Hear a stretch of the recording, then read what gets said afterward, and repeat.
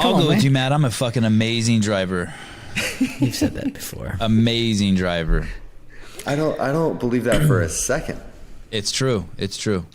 I'm a fantastic driver. I will be Why very do you very say good. that? Why do you say Did you that? take some sort of course? Yeah, did you take some sort of course? No, I just have I have balls of steel, and I have fucking years and years of experience of driving. Yeah, I'm not buying it. I started driving when I was 5. It's intuitive. It's intuitive for me. I started driving. I did. I was sitting on my dad's lap. I did start driving when I was 5. I'm Armenian. Those rules don't apply to us. My dad's from the old country. Put me on his lap. I can drive it all too. I still put you on my lap. I let you drive my car. I can drive a semi, a motorhome, a tractor, your mom, anything. Dude, drive it all. Dude, my first college roommate was from Armenia, and it was fucking Was he hilarious. a good driver?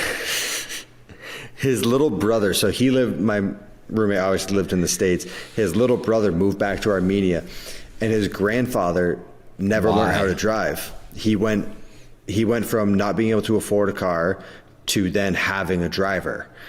And so like the driver wasn't there one day. So the grandfather just like had his grandson drive, and his grandson was like 10 years old at the time, and totally fine. Like he's like, no, I'm with my grandpa. Yeah. 10 years old driving in Armenia. I think I was like 13 or 14 when my parents like started to like hand me keys and let me like go grab the car to bring it up to like pick them up.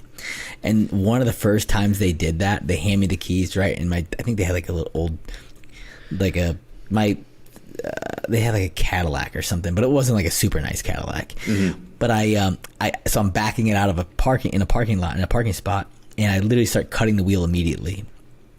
And so the front of the car noses in to the. Luckily, it didn't go into the car. It went into like the tire, but it kind of like scratched up it scratched up the front end, the front bumper, and my stepdad was so pissed. He was I don't think I drove in reverse until I was 15. I don't think I drove in reverse. That's shit. I feel like that situation, like the parents can't be mad. You gave a 10-year-old car keys and told them drive, kid. I'm like, how the hell am I supposed to know when I'm supposed to start cutting the wheel? Like, I've never backed out of a car, out of a spot before. Yeah. But yeah, it was pretty funny. And my parallel parking skills are amazing too. I put a 17-foot car in a 16-foot spot, no problem. Serious. I'm fucking just get out and lube up the bumpers and stick it in. Sorry, Matt. Go. What were you gonna say? The first time you drove, what'd you crash? I think like we were working on a job site, and it was like the job site was like on the road that our cottage was on. And like every little while I would ask my dad or like one of the other guys working, like, hey, do you guys want a drink from the cabin? And it's like, I don't know, stone throw away, but like it was enough down the road that it was an inconvenience. And so they're all like, yeah, that'd be great. And I took that as like, hey dad, I'm going to take your Suburban and like go to the cabin. And so I thought it was awesome. And then like, but the truck was parked too far away where they couldn't see me taking it, and I just assumed that they knew I was taking it. So I'm doing this every day for like a week, and then finally my dad's like, what? Why are you doing this? Why are you offering to run to the cabin? And then I think he saw me driving the Suburban, just like trying to get up over the steering wheel, just driving this limo of a truck. He's like, wait, have you been doing that the whole time? I'm like, yeah. And he's like, oh my God, and that was the first time you'd ever driven a car? Like by myself, yeah. And a Suburban, that's a big old vehicle, man. Oh, yeah. It was a boat. Yeah. A lot of blind spots. My dad had a Volkswagen Bug, and he would just put me on his lap and just let me steer. It was dope. Yeah, like sitting on a lap. I mean, that happened super early on. I remember like I had a Kawasaki Ninja when I was 12 going on 13. Wow. And I wasn't allowed to leave the neighborhood. And so I'd rip around on that thing. And then my dad would we'd put it in the trailer, take it over to like an abandoned parking lot so I could like practice wheelies and stuff.